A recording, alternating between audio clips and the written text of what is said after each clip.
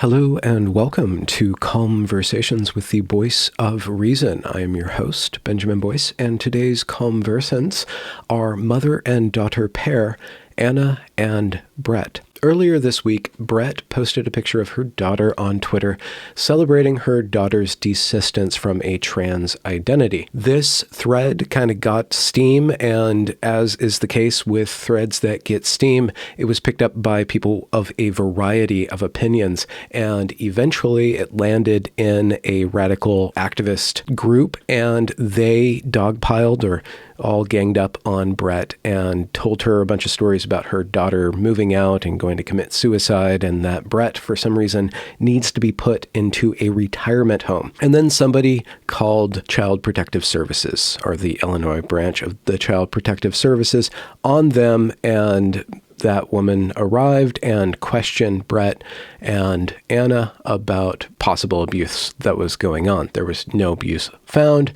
but even though Anna wasn't removed from her mother, it still could have been the case that that could have happened, and it shines a light on certain bad actors within certain activist communities are willing to go the distance to shut up dissent that they don't like. I had the opportunity to speak with Anna and Brette and hear more of their story, hopefully to humanize this situation and to counteract the dehumanization that happens online. So without further ado, here is Anna and Brette. So where should we begin? Who would like to venture first? Anna, would you like to? I'll let my mom go first because Okay. I don't know where to start. Okay. So as you know, on Sunday, the hashtag Young Gender Critical Women Unite was trending. And so I thought, you know what? I don't have a big Twitter following, and that was never even my intention. I just was like, that's a good hashtag. That's a good hashtag to tell about my teenager who, you know, has now become gender critical after her experience. And so I just made my evil, abusive post, as everyone has now seen by now. And I posted that on Sunday. The hashtag was trending. Monday, I made the post. And by Tuesday, the death threats were coming in. Could you, I'll put it on the screen, but what was the content of your post? It was a couple of photographs. I posted a picture of Anna, and she really liked that picture of herself. She was smiling in it, apparently not enough to some people. I'm sorry, I'm not trying to be petty. This has just been, I have, a lot of petty feelings I'm trying to work through with the people who have done this. But it was a picture that I liked of Anna. She liked that picture of herself in an outfit that she chose for herself. And I just put, I didn't affirm my daughter when she was going through this stuff. I just removed her from the contagion. And I said, and the contagion, so, the context I meant was social contagion. That's kind of the best description for it right now, since it is so peer influenced. And I just said I removed her from the contagion. And a year later, she's not even, interested in gender stuff at all. And she's thriving. And I put that hashtag, and then it just kind of blew up. Several pretty large accounts picked it up, and I stumbled on one, and it was pretty intense. The comments under the retweet were about how they felt so sorry for this young trans man, that they're probably going to be dead. Anna's going to be dead in a couple of years, and there was a lot of assumptions that were over the top, and I thought completely and thoroughly unwarranted and inappropriate. But it didn't just stop with a bunch of mean people on the internet. It spilled over into real life. It did, as a matter of fact. Anna, do you want to tell about Thursday, how that day went down? Oh, yeah. DCFS showed up. Could you, I always have problems with the acronyms. You guys know what that DCFS means? It's in Illinois, we have the Department of Child and Family Services. Okay. So it's basically CPS. It's a lot like CPS. Yeah. And just for sake of the story, what were they wearing? Was it a bunch of people in SWAT gear, or? They were, no, it was actually only one person. Probably a woman in her 40s, and she just had on a t-shirt and some jeans. So the way she explained it to me when she was here is that they review your criminal history before they send DCFS over, because they have a assigned police officer if they need it, if there's a history in the case report of violence or any reason that they should suspect they could be in danger. And so at one point she actually told me, she's like, this is very bizarre because she said, I didn't bring a police officer with me because you have no criminal history. Your husband has no criminal history. You're like, there's nothing. And did they call first, or they just show up at your doorstep? They just show up at your doorstep, do a surprise visit, catch you off guard. So. And I assumed they interviewed both of you. And Anna, what was that like? What was your first reactions when this was going on? When I saw the person show up, I immediately went outside and was like, what's going on?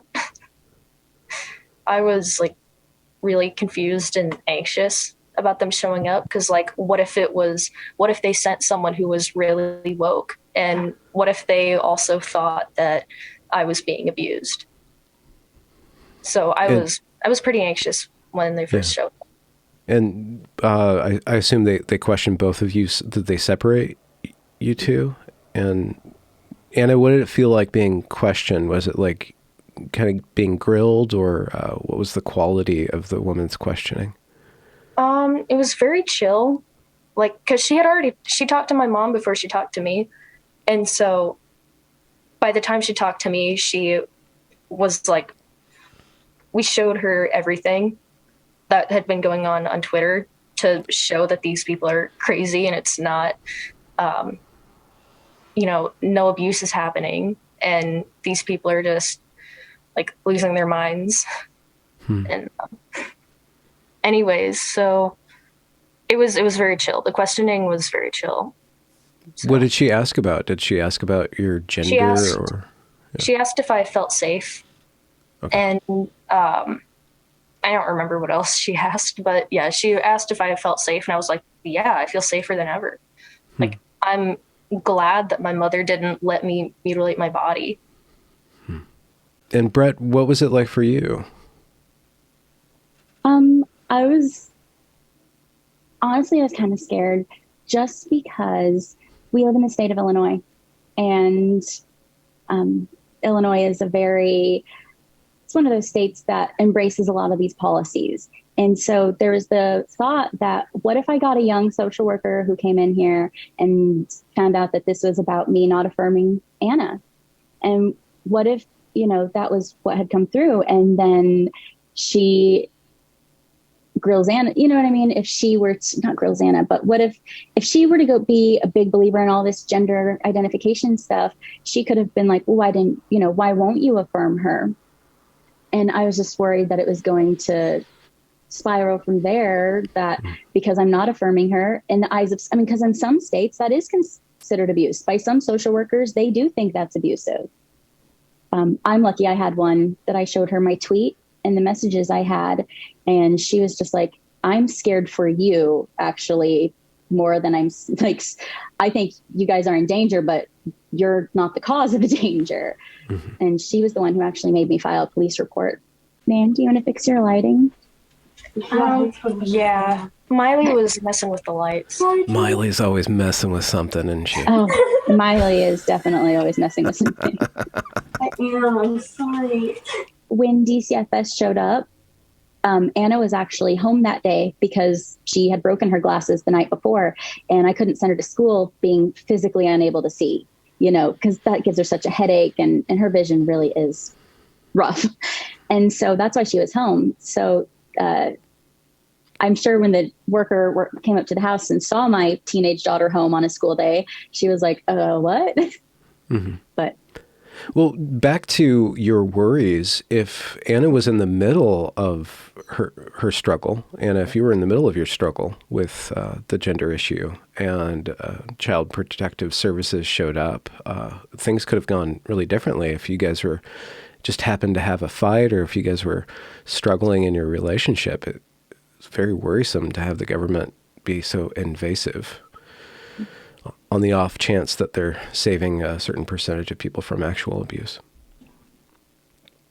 So, Anna, would you like to speak about your exposure to the gender issue and where you picked that up, what kind of forums, what kind of activities you were doing, and why it was so fascinating or captivating? It started in 7th grade.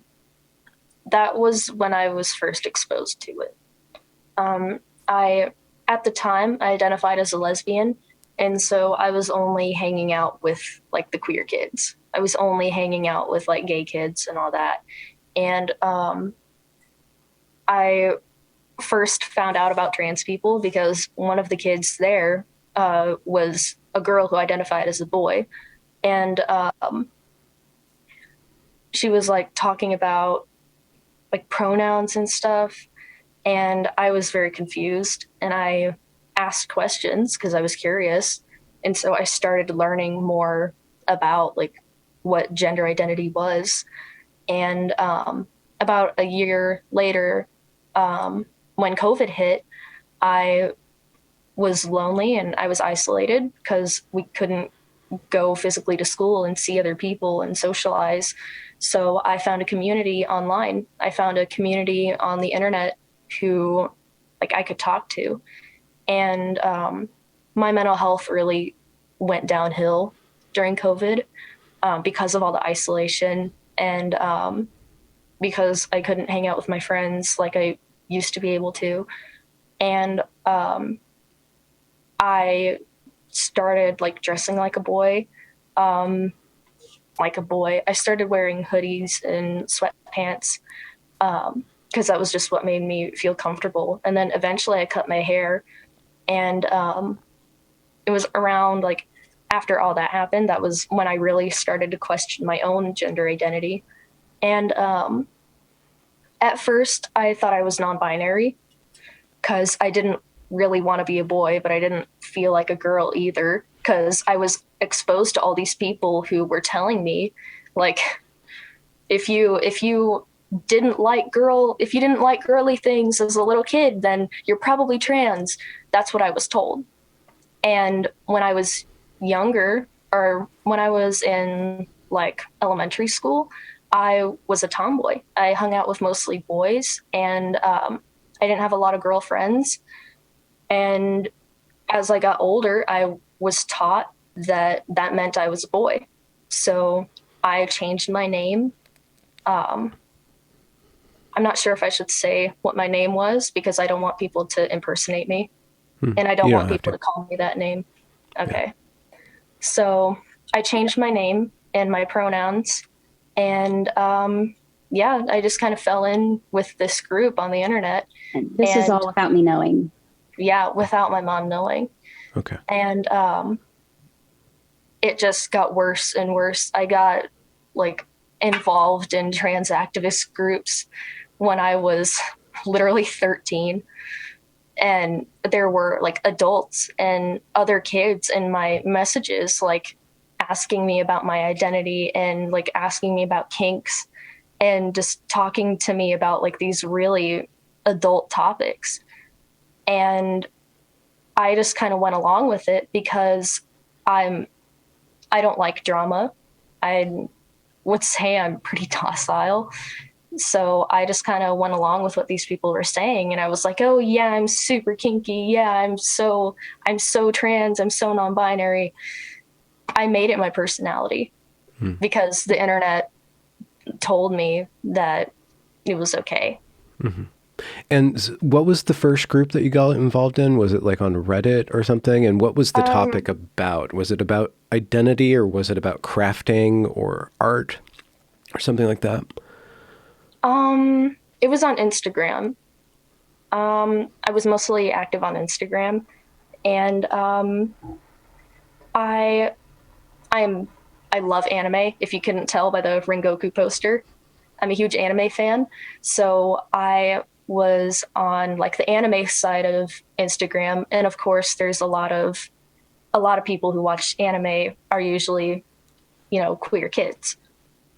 So that was mostly how I got exposed to it. I'm not like blaming anime at all. I'm just saying, like, I had like common interests with people who were into all this gender identity stuff. And you mentioned trans activism. What did that mean? Were you just telling people not to be Basically just spreading transphobic? the word. Okay, Basically spreading the just good spreading news. Okay. Yeah. All right. So you're a little apostle, a non-binary NB apostle, going around and teaching people pronouns and stuff like Basically, that. yeah. Yeah. I was Okay. doing that online. Not really in real life because I didn't want to be bullied, but I did that online a lot. So Was it kind of exciting? Did it give you a sense of purpose? And it did. It yeah, did give and me a sense of purpose, and it gave me a sense of community because I didn't have a lot of friends in real life because of COVID and stuff. Like, we couldn't go to school and see our friends anymore. So I found friends on the internet. And these were just the people I happened to fall into. and when you adopted the non-binary or pre-trans identity, did that start to affect your relationship with your body? Did you start to get It did. dysphoria? Or so how did it start to confuse you or interrupt your relationship with your physical being? I don't remember how or when it started. I just remember slowly, like, starting to resent my body because I thought I was a boy. I didn't have a boy's body. So I was like hating myself for it because the internet told me that, or at the time, I was doing like research on being trans and stuff, and I found out about gender dysphoria. And so I tricked myself into thinking that, like, oh, I hate my body now. It also kind of started because I was getting made fun of for being flat chested like a couple of years prior, and I remembered, like, wow, my body is not enough. Mm-hmm. So that's what I was telling myself. It's so amazing how your generation is just set upon by all of these sexual expectations so young. It seems totally inappropriate and very difficult to It's deal disgusting. with. Yeah, and troublesome Why? especially because you can't tell the age of the people that you're interacting with on the internet. You don't know who's the adult and who's not You the never adult know most for of the sure. time. Yeah. Did it ever cross over into people trying to meet up with you, or anything kind of groomer-ish? And you don't have to answer if that's a sensitive topic. There were a couple of people I can remember off the top of my head who were like talking about meeting up, and I was on board with it because I thought they were kids my age, but obviously I couldn't do anything. I couldn't go anywhere. Yeah. So it was just like dreaming, I guess. Like, we would joke about like meeting up and stuff, and it was just eh. And the funny thing about it is that these people like were refusing to show their faces. Like, some of these people I was talking to, they refused to show their faces because, I don't know, probably because some of them were adults posing as children. That's just my theory. And Brett, when did this start to ping on your radar? Gender in general, or my daughter's involvement? What Anna was going through? So let's see. The beginning was it? I'm trying to think of what grade it was. She was in 8th grade, and she had made a friend at the bus stop at school, because this is in 8th grade, I believe, is when maybe it was some. I can't keep track of exactly the dates of what grade she was in when she started being home. But she had made a friend at school who had 8th grade. Yeah, Alex. Yeah, the first day of 8th grade. Yeah, and she identified as non-binary. And I was like, okay, I trust Anna. I didn't even think anything of it. I know these kids have these identities. And I'd talked to Anna multiple times. I'd been like, do you identify as non-binary or a boy? Like, what do you think of this stuff? And she's like, I think it's silly. I want nothing to do with it. But I just really noticed a change in Anna's demeanor, and she kept cutting her hair shorter and shorter. And that wouldn't have bothered me regularly. She's cut her hair short before. it wouldn't have bothered me. I believe, you don't have to have long hair or short hair. It's just let her experiment with her style. I've always let her dye her hair and stuff. Experiment. Long hair, short hair doesn't make you a girl, And so that would not have bothered me normally. But because I knew she was friends with so many kids that for some reason were like, oh, yeah, we're trans and non-binary and we're queer. And I just was just thinking, normally she can cut her hair short. I wouldn't think anything of it. But because all of her friends were involved in that stuff, I thought, is she doing this to me as a point? Is there a purpose to this other than just trying her style? And I noticed she started wearing sweatshirts every single day. But I first had asked her, she was wearing sweatshirts every single day. And I know we were home a lot, but I mean, she just absolutely refused to let anyone know she had a shape to her body. And I'd asked her at first, I said, I noticed that you're wearing these. It's warm outside. You don't need it. Does this have anything to do? Do you have an eating disorder? Because I know you've been bullied about your body and because she's just naturally very thin to begin with. I mean, she's very small framed, gets it from her dad's side of the family, not me. She gets it from them. Very small frame anyway. And I knew she'd been bullied before about having small hips and breasts when her friends were starting to get them. The year before in PE, she didn't want to change clothes in the locker room for PE. So I was just like, okay, body image issues. So at first I thought, Anna, is this do you have an eating disorder? Do we need to discuss this? And she's like, no, you've seen me eat. I eat. And it's true. My husband, especially during the pandemic, we were both home a lot. I cooked, he cooked, we ate together all the time. So I knew she was eating, but she was still just hiding her body. And I even started kind of watching, is she purging? And she wasn't doing that either. And then it just kind of hit me that, she's got this group of 5 friends and 4 of them out of the 5 identify as NB or boys. And so I just kind of put 2 and 2 together because I was already very involved in gender critical kind of circles. I'd already read Abigail Schreier months before, it was my Bible. And my husband, he's actually like, you are weirdly obsessed with Abigail Schreier. And I said, she's my idol. I mean, it was. And so I'd really been like, social contagion, look out for this. And so after a slumber party, right after school had ended, it was the beginning of June. After a slumber party, and the grandma was like, concerned. The grandma whose house they were staying at was concerned and asked me, do you know that all these kids, what do you think of all these kids thinking they're not girls? And I was like, I knew more about it than she did, just the ideology, the theory of it, than the grandma did. I knew more than she did. And so I was like, my daughter's in this. I just know it. So as soon as she got home, I said, I need your phone. I need to see what's in your phone. And that was when I saw that she had, at the time I allowed her to have Instagram and I gave her freedom because I thought they're home, she should be in touch with people. And I went through her Instagram messages and some of them were audio messages. And I heard with my own ears just what she was saying, with other kids were saying oh yeah, you might be trans. I saw, and Anna at one point was saying, I hate being a girl. I hate my body. And I had also seen the message where she was like, yes, this is my name, with the name she had made up. And she said, I want to go by this. I want to go by these pronouns. She was plugging on her Instagram, plugging the Trevor Project. The Trevor Project is the same one, the same site. They really push you can have a trans kid or you can have a dead kid.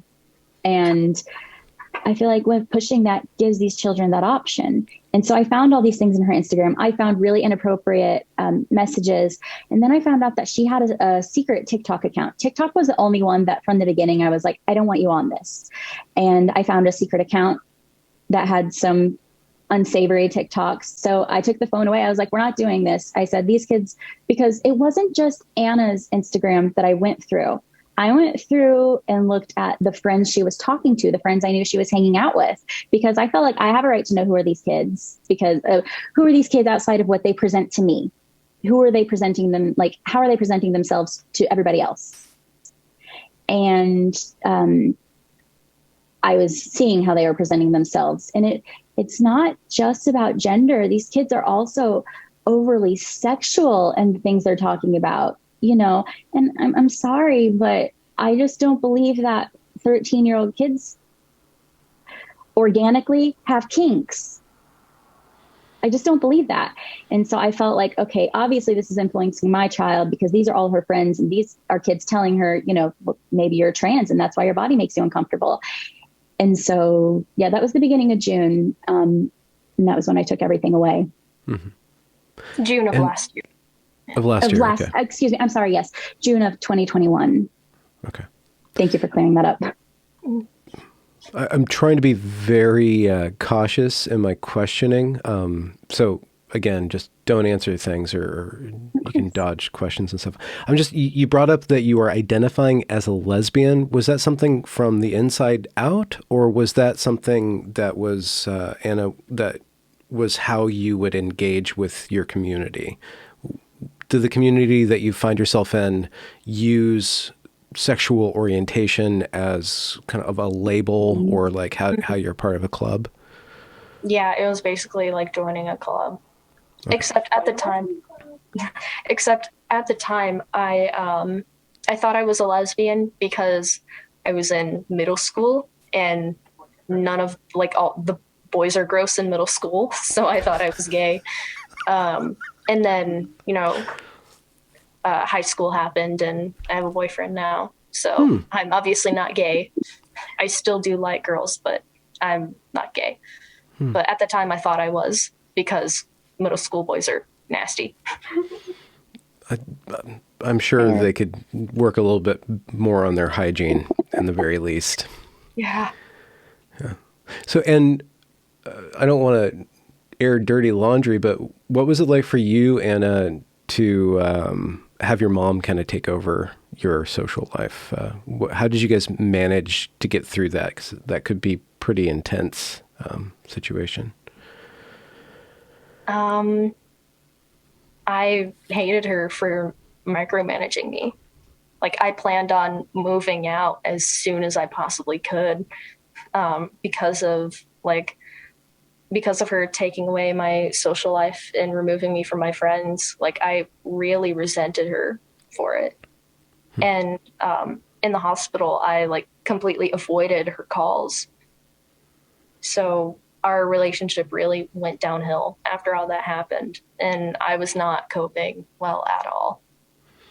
So you said that you were already, your mental health was already in decline when you were plugged into this online community. And when you lost that too, did you bottom out at that point with depression or anxiety or something? What do you mean? You said that your mental health was in decline when you were engaging with the gender stuff, and then you lost your friend group too, your virtual friend group too. And how did you, I want to understand how you got to where you are now, which, as you both say, is happy and thriving and stuff like that. But there must have been kind of a valley of the shadow of death kind of journey that you had to go through. And how did you start to come back to yourself and accept yourself as you are? So after my suicide attempt and after I had been removed from that group, I realized in the hospital that just wasn't who I was. I realized, and none of them ever really talked to me about my gender identity. So it's not like I was influenced by them. I just realized this is not worth losing my life over. I don't want to mess up my entire life because of this. And so that was kind of when I started to become more comfortable with myself, and I started to accept myself a little more. And it was I was still a little unstable. I was still telling myself that I had a different name, and I was telling other people that I had a different name and that I had different pronouns. But deep inside, I knew that really wasn't who I was. And from there, it got a little better. And I started becoming involved in being gender critical because I resented the trans community because of all this, because it had almost cost me my life. Well, I don't think it's so much about resenting the trans community for the choices that she made.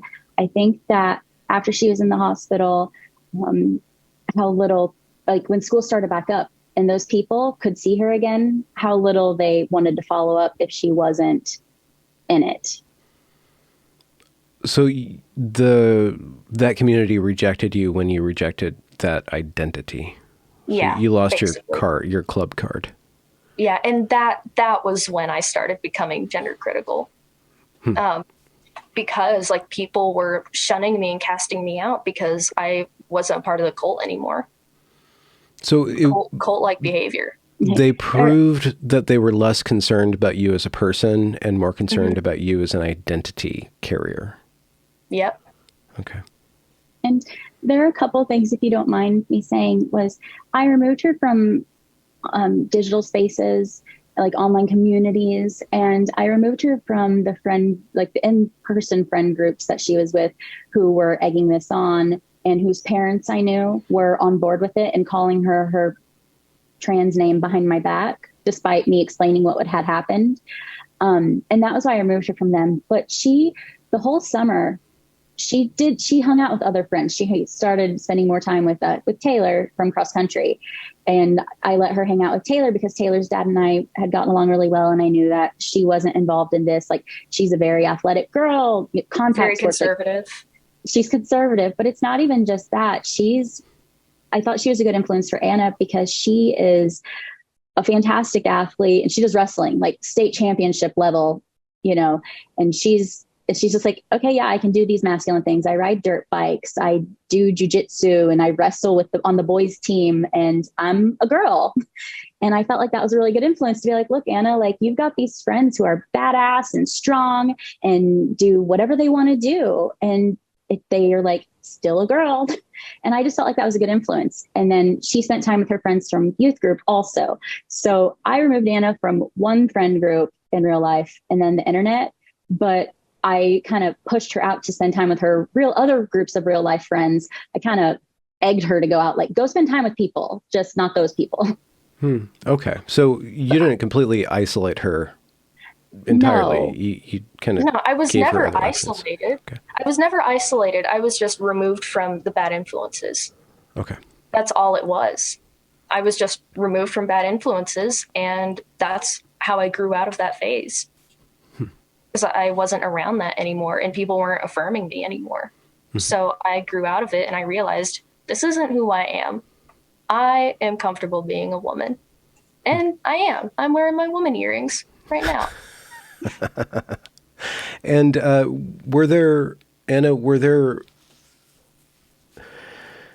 if you were going to talk to another girl where you were a couple years ago, what were some of the therapeutic questions that you asked? Or did you start a journal? Did you start to do a diary? How did you change your headspace? How did you grow into a different way of thinking about yourself in the world?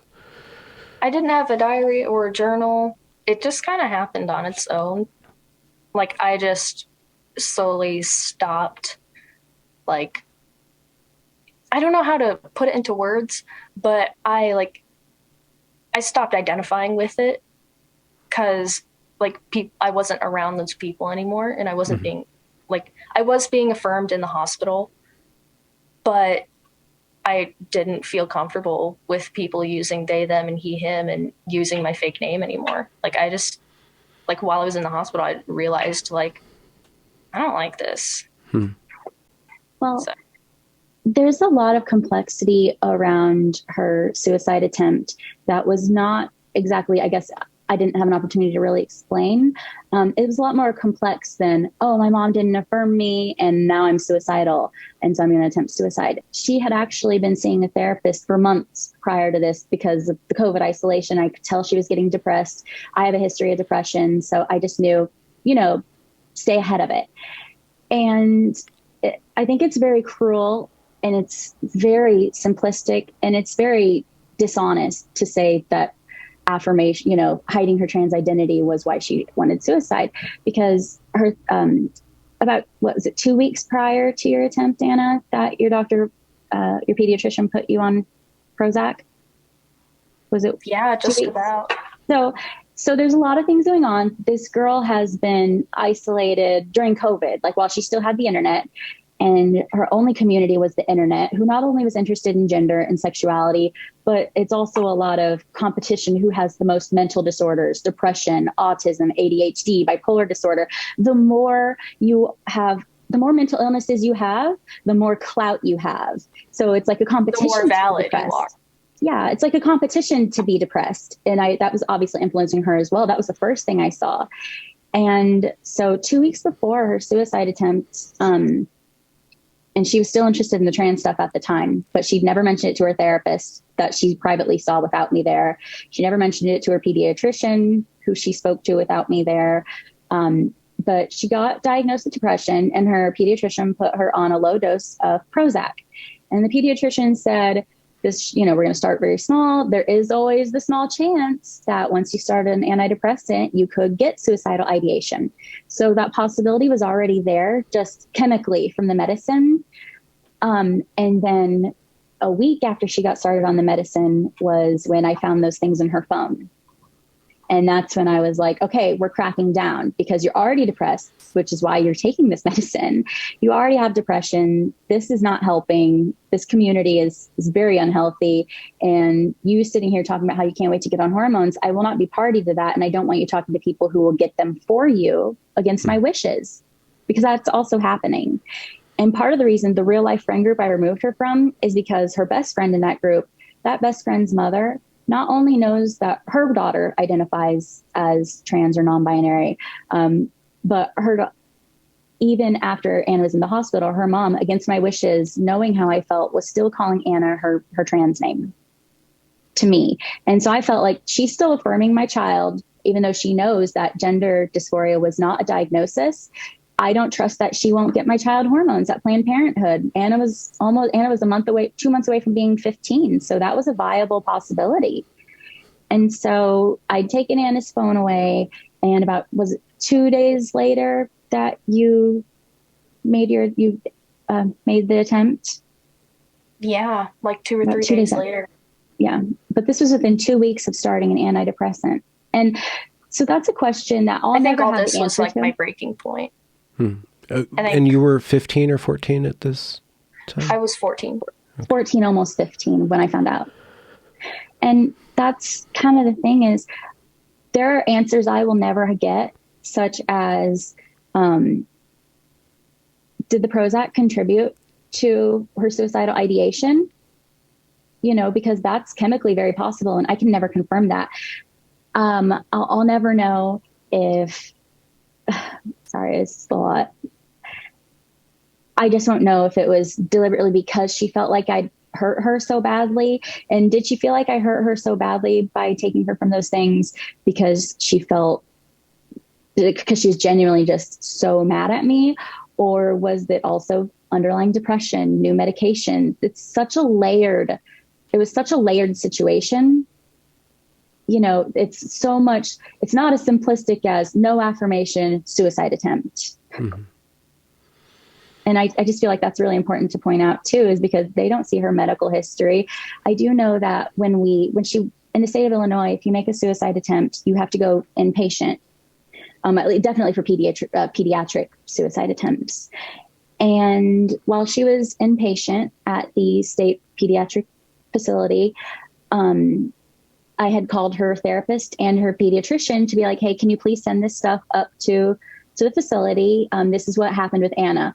And both her pediatrician, who saw her 2 weeks before and put her on medication, and her therapist, who had spoken to her a week before her suicide attempt, had both said, we are shocked. We did not have any suspicion that we knew she was depressed and struggling with, anxiety, but we had no suspicions that she was in active suicidal ideation. There was nothing, as trained professionals who have, Anna's been seeing her pediatrician for the last 4 or 5 years, and her psychiatrist had seen her for the last year at the time. So they'd had established relationships, and both of the physicians. It's about to die. Oh, yeah. Oh, plug it in. Anyways, And did you, how long were you on the Prozac, and did that make you foggy? Did it help? Did it relieve some of your negative thoughts? Did it clear up your head, or do the no, opposite? it was you? only 2 weeks into taking it.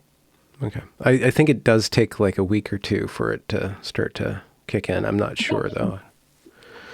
Around a month before you like notice changes, I think. Okay. Yeah. Is it around a month? I don't remember with Prozac. I'm pretty sure. I remember her switched her saying like medications. 3 to 4 weeks. Okay. Did at the hospital, was it like medication that they gave to you, or was there therapy? Was there group sessions and stuff like that? All of that. Yeah. All of that. And was that helpful, the therapeutic aspect of this, or was it just the natural way that you were thinking and rethinking through things that was the main driver?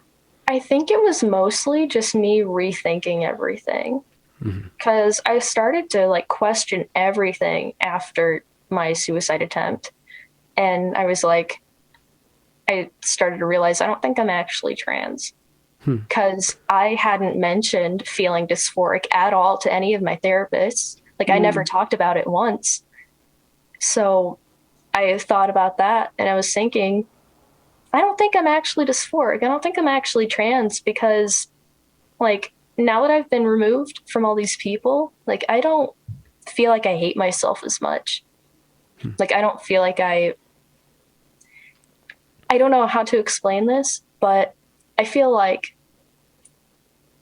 it sucks to be a girl these days.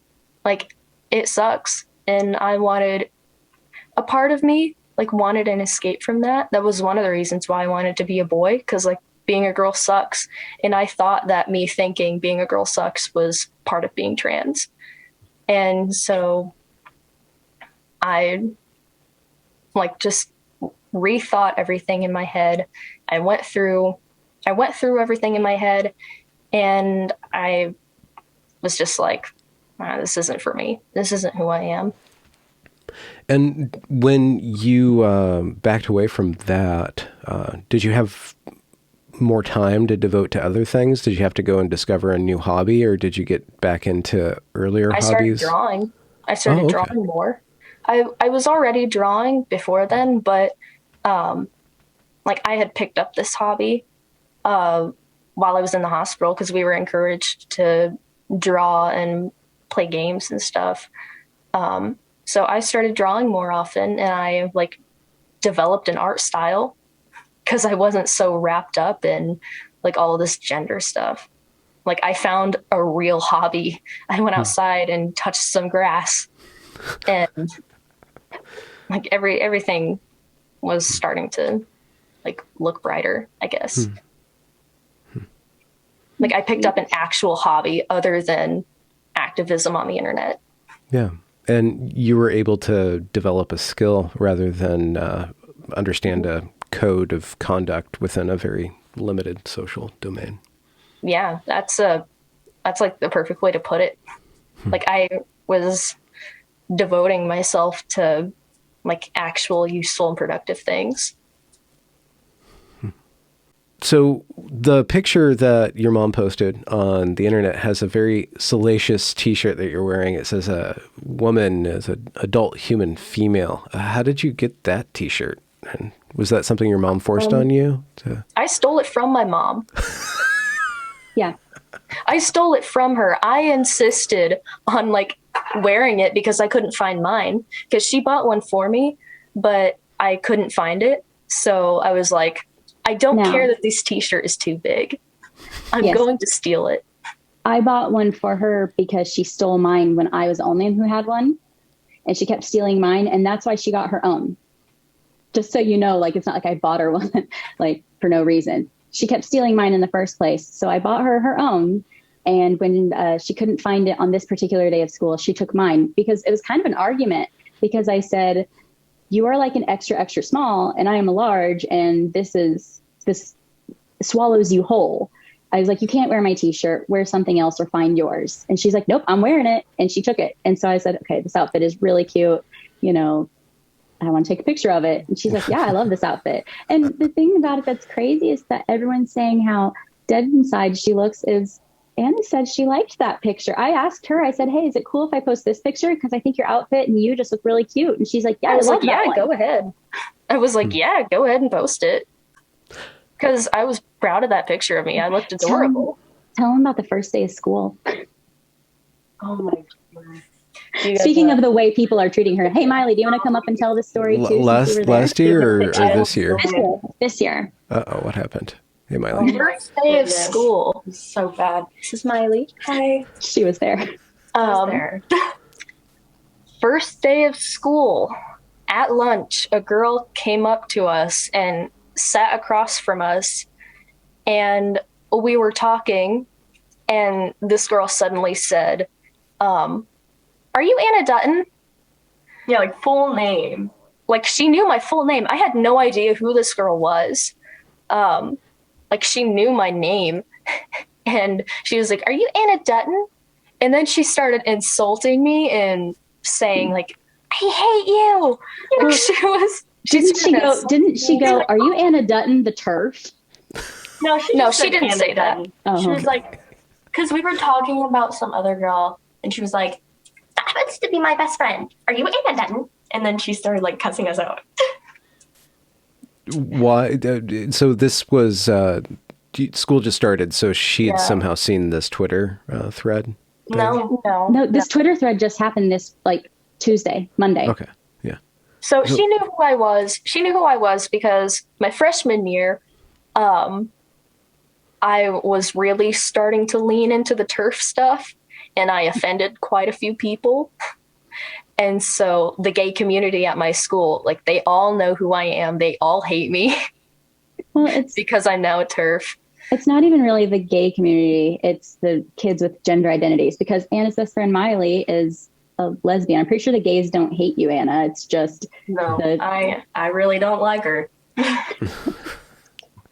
So the social pressure is pretty thick from your age group.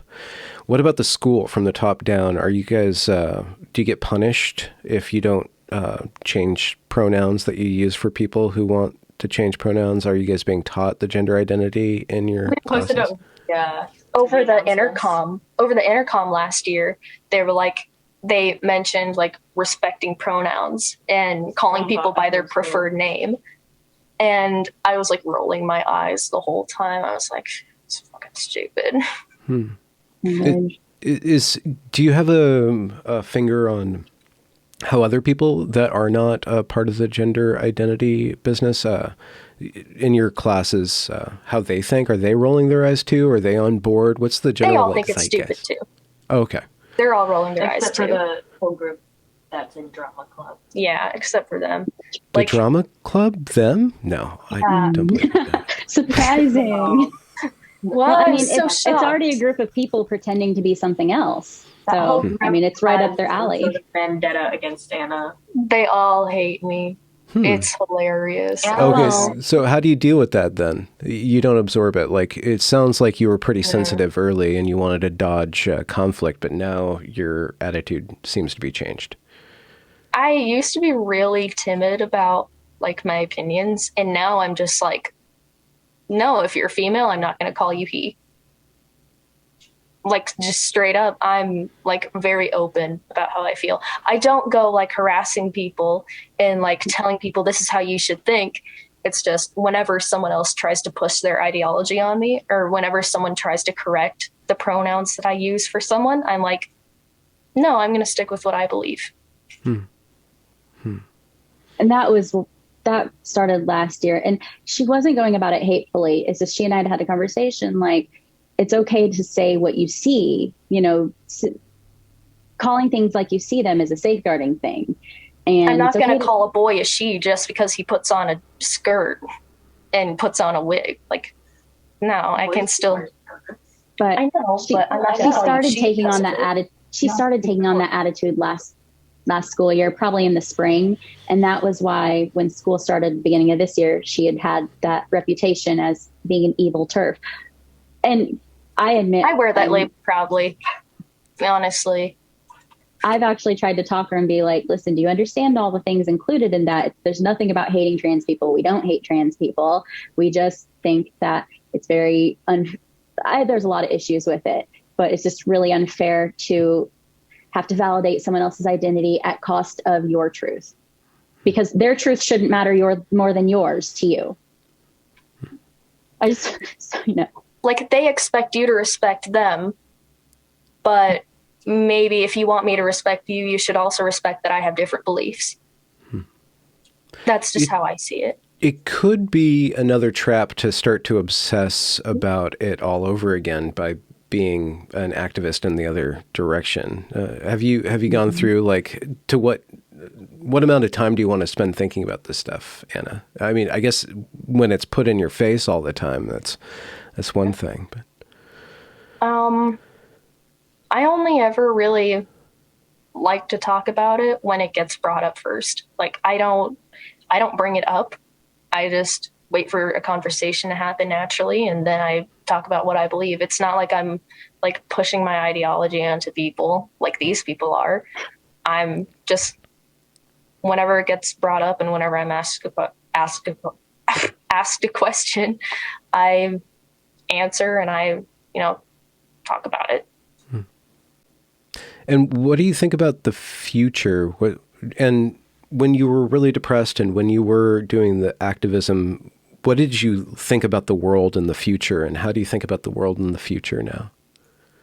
I'm scared for the future because all these kids are sterilizing themselves because they're being affirmed. And then when eventually these kids realize that they're not actually trans, and when they become adults and they realize they're not actually trans and they grow out of that phase, like, now these people can't have children. They can't live their lives the way they want to now because of all this affirming that's going on. And there are literally gender affirming therapists. Like, the whole job of a therapist is to tell you, like, okay, this is the best way I know how to put it into words. You don't affirm a child with an eating disorder. You don't tell them, oh, you've lost so much weight, you look great. You don't say that to someone with an eating disorder. When somebody is mentally ill, you treat it and you find the cause. You don't lean into it. You don't let them lean into it. You try to bring them out of whatever's causing that, if that makes sense. When we were first, kind of last school year with Anna, when we were first, she decided she was over the gender stuff, but I was still just like, so you understand, these are the things that can happen if you think you have an identity and then you decide later you don't. Like, it's okay if I don't affirm you now and when you become an adult you decide you still do. Like, if you're trans now and I don't affirm you, you should still be trans when you're an adult, right? Like, that's how that's supposed to work, isn't it? And that was kind of I told her that. And so I said, so if that's the case, then if you think you're trans now and you aren't, then you could be setting yourself up for just regretting your decisions. So especially as a child, we're not doing this. And, if you're trans now, you'll be trans later if you really feel that way, is basically what I told her. Mm-hmm. And so just to kind of explain that there are people who regret it, we started watching videos of interviews or just YouTube channels put up by detransitioners was really what we focused. I don't even remember the ones we were really watching, but I just kind of was, showing her tweets and YouTube videos of detransitioners. Like, these are the reasons we slowly make these choices. And you were gunning for hormones, and what did you think that you would get out of testosterone? I don't even know. I was just told that I should start taking hormones, like, again, by these people on the internet. People were talking about getting hormone therapy, and I was curious, so I was asking questions about it to my friends, and they made it seem like it'll solve all your problems, to chop off my breasts and take and to take like testosterone and just completely mess up my body for good and sterilize myself, basically. Yeah. Did you do research? Did you understand that it would change your voice and you couldn't get your female voice back? And okay, and I you knew grow it changed hair my and voice, and I knew I wouldn't ever get that back. But I thought I was trans, so I was okay with not getting my female voice back. So, you guys, how does it feel to be viral, Anna and Brett? Was that a great? First. Was that a wonderful ride for you? Honestly, it's really entertaining. Like scrolling through the comments and seeing how deranged these people are, it's really entertaining. But I think they mean well in their world. I'm sure they have good intentions. They're still insane. Well, they think that you're going to die any moment now, and that they're going to try to spring you from your mom's house. It seems like they would come and rescue you. Yeah, like I'm appalled that I'm like disgusted that these people are like calling me he and like posing as me on Reddit. Like there was one Reddit post where someone was pretending to be me, and I was like, just, I don't know, but overall, like being viral, it's pretty cool. Is this what you want to be viral for? No, not really. But I'm just saying, like in general, I think it's good to get my story out there and to let people know that, you know, not everybody who says they're trans is actually trans. And it's okay. It's okay to be a feminine boy or a masculine girl. Like that doesn't make you trans. That doesn't, like being a girl and liking boyish things doesn't make you a boy. That's just sexist stereotypes right there. There are different definitions to a woman. You can be a woman who likes sports. You can be a woman who likes makeup and dresses. Like there are so many different possibilities. And I think it's good to get my story out there to let people know that, so that they don't go down the same path that I did with all the gender stuff. And when you let behind or let go of your trans identity and you started to embrace being a woman, did you start to have fun with fashion? Was that something that you could play around with? And yeah. Like I started feeling more comfortable wearing like typically girly clothes. Like I'm wearing a rose dress right now and makeup, and I've got my hair tied back. Like, you know, everything's good. I told her she could wear whatever she wanted. I started to experiment with myself. And by experiment, you don't mean like trying out fentanyl. You mean like no, curling your hair. I just want to make that clear. No, by experiment, I mean like with my style. Yeah. Like I started. This is funny that's where you went. I just wanted to clear it up because there's a lot of people out there. 0 to 100, sir. Experiment has a very loaded meaning in these times. It really does. Yeah. Yes, that word can be used in almost any context. Mm-hmm. Mm-hmm. And so kind of, I guess to wrap up, so you have a boyfriend now, and you're involved in thinking about getting a driver's license, and I guess you're just a sophomore. So what are you thinking about the future for your own self? Like, what do you want to do? Where do you want to go with your life? I want a career in either biology or graphic design, for the most part, or animation. So I'm still not entirely sure, like, what the future holds. I'm still not entirely sure what I want to be, but I feel pretty good. I feel pretty good about the future, like, for myself. So, sorry, I'm spacing out. I'm tired. That's fine. But, yeah, I feel good about the future, like, for the most part, besides, like, everything else going on in the world. I think I'm going to have a good life. What about you, Anna? Or I'm sorry, Brett. Oh, it's okay. Sorry. For like our future, her future. I think don't she know. can Yeah. I think she can do anything she wants. I think she's got a good head on her shoulders. I think a lot of these kids during COVID just really struggled with who they are and then feeling so alone when they were forced to be home. And when she was inpatient, like in the ER after her attempt, the pediatric emergency doctor on call that morning actually told me that, because I told them what had happened. And the doctor actually said that over the course of COVID, they have seen a horrifying uptick in adolescent suicides and attempts. And so I think that was a big factor for me also, is that if the doctor hadn't said, hey, we've seen this uptick since COVID, if suicide rates or attempts had stayed the same among young teenagers, and Anna just happened to be like, this person who really wanted to kill themselves, I may have approached things differently with how to move forward with who she can and shouldn't be around.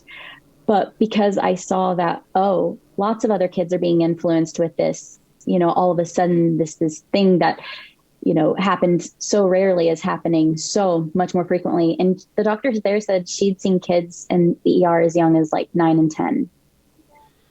And I'm not saying that there aren't children who feel suicidal, but not at these rates. The doctor said so herself. And I think because she told me the rates had been so increased, that really, for me, affirmed my beliefs that, yeah, this is, influenced. This is a social contagion. And I've seen some of the comments on the tweet saying how, I'm calling it a contagion, back what they used to say when how they'd talk about the, LGBT people back in the day. And it's like, no, I don't say contagion as in you guys are sick and diseased and to be avoided. I say contagion as in social contagion, but it's Twitter. I only have so many characters, but social contagion. And it absolutely is. And I do think that just kind of removing your kid from that and letting them find themselves brightens their future even more. Like, I'm living proof of that, I'd say. There's another thing that I actually want to let other parents who are going through this know is that, sorry, I just had it and then it just slipped from my mind. So when CPS came and she talked to me and she saw all this harassment and hatred I was getting, and I told her, I said, it's because I took my child off the internet.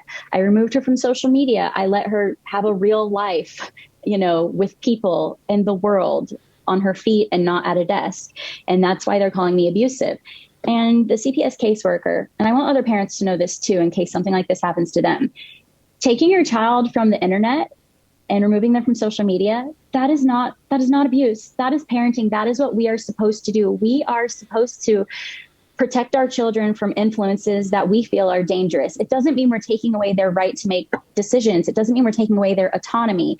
But adults don't have privacy on the internet. Everything we put online, that is out there forever. So we should shield our children from that before they can make the decision for everything they do to be out there forever.